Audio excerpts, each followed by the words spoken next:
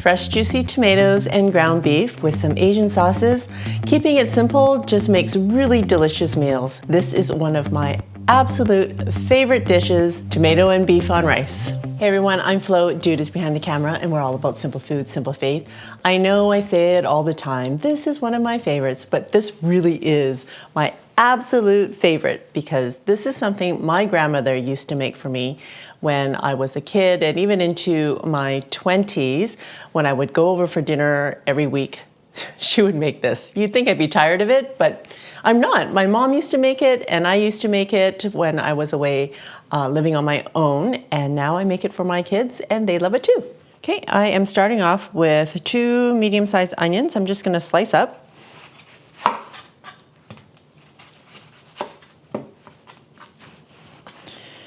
And I like to slice them from top to bottom because I find that they hold its shape better.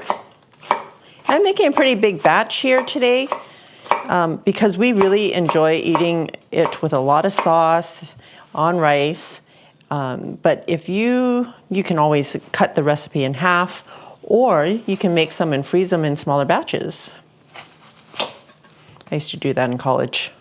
Just make a big batch and freeze it. Also using 4 stalks of green onions. I'm going to cut these into 2-inch pieces. I'm saving the greens for later, but I'm gonna cook the white and the light green parts along with the onion because I don't like these parts uncooked.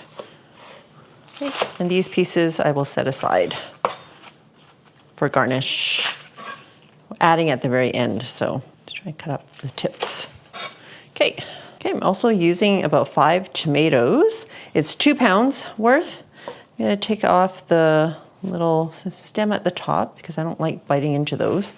Sometimes my grandmother used to leave them in there.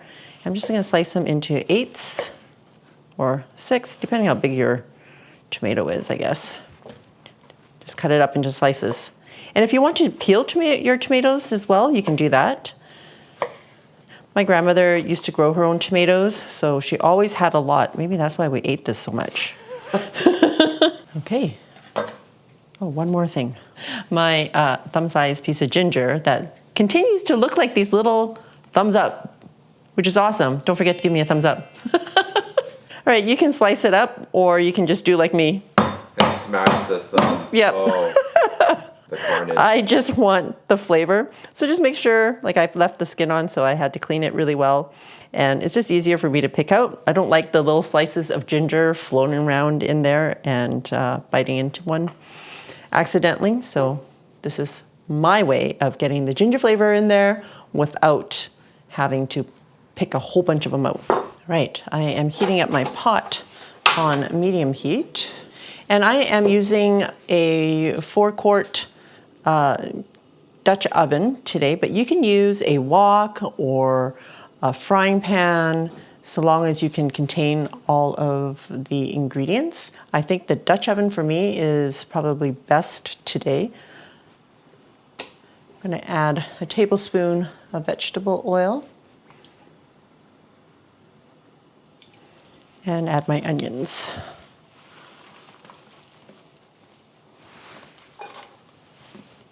Again, I was impatient. Oh, and my ginger too. Let's get that in there.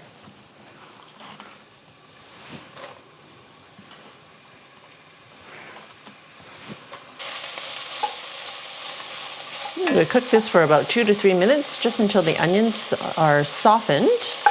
And about 1 pound of ground beef.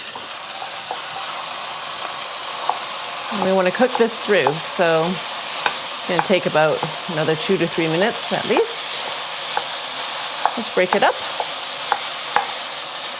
I like to use ground beef because my grandmother used ground beef, but also the cost of groceries are so high these days, especially for beef, and so I'm happy to use ground beef if I can, for much less than steak. But if you want to use a flank steak or something along that line, that would work really well in the dish as well. When you order it in a restaurant, they actually give you slices of beef, not ground beef. This recipe can be found in my Chinese homestyle cookbook. If you'd like to purchase it, you can find it on Amazon. There's a link in the description. All right, almost cooked through. Stirring everything together. Okay, I'm dumping all of my tomatoes in, along with any juices. Okay, a teaspoon of salt.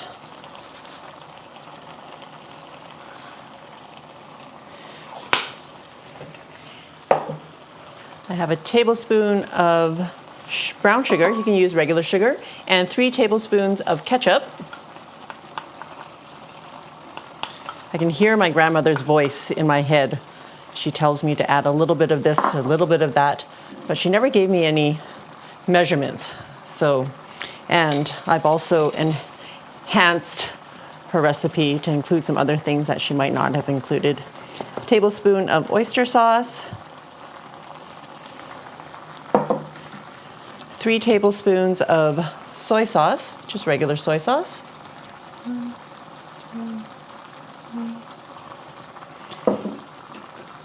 And 1 tablespoon of dark soy.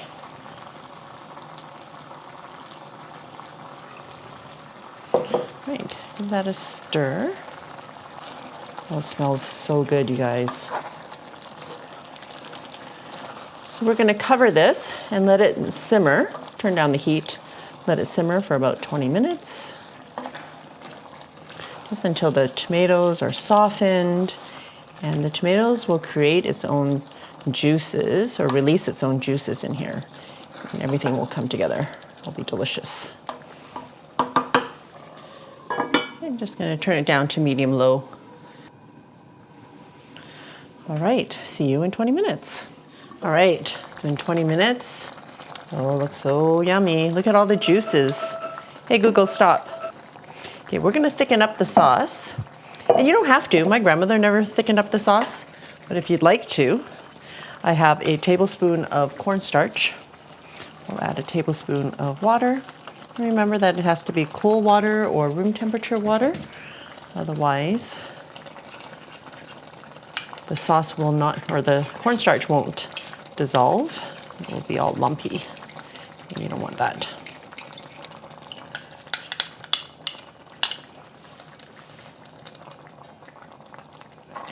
Okay, while we're heating that through, just throw in my green onions until they're wilted, and then it's ready. It's nothing like a simple meal. It really does give like the warm, fuzzy feelings, and this dish is just so nostalgic for me. And if you like, you can add some sesame oil, just adds a little bit more flavor, and that's it. Are you all ready for? Oh yeah. The taste. And the taste is something that is simple and delish. So there's not much to say except, we had in our younger years ordered this in restaurants, but now we'd be hard pressed to want to order it because Flo can make it at home. All right, got a bowl of rice, and this is traditionally how Flo used to eat it. Bowl of rice, family style, and scooping however much into the bowl of rice. In this case, I'm just gonna try to go for the perfect bite without burning my tongue.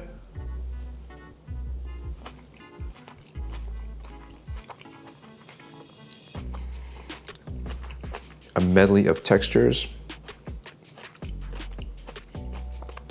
A little bit of the crunch from the green onion and the meat, the rice, the tomatoes, and lots of sauce, gravy.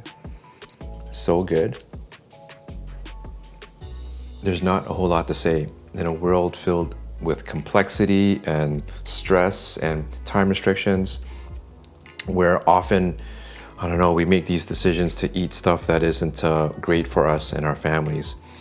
Both nutrition, cost, and taste-wise. But this, you saw how easy it was. So yeah, do it at home, guys. Feed your family, feed yourselves well, and without breaking the bank. Awesome, thanks, dude. When we had family style at home with my grandmother or even my mother, they would have 4 or 5 dishes on the table and this would just be one of them.